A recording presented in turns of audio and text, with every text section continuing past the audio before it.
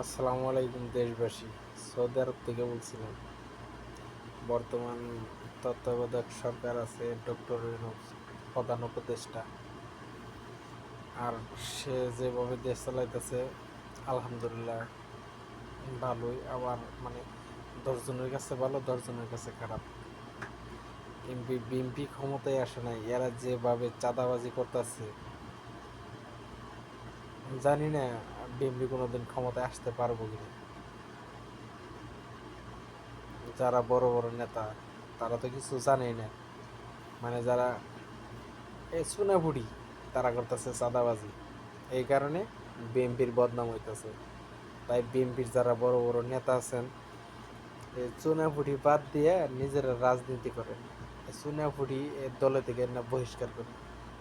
এই চুনাবুড়িরা চাঁদাবাজি করে, নাম পড়ে বিএনপির। কারণ বিএনপি সাপোর্ট করে, এই কারণে মনে করেন যে বিএনপির নাম ভাঙে খাইতেছে।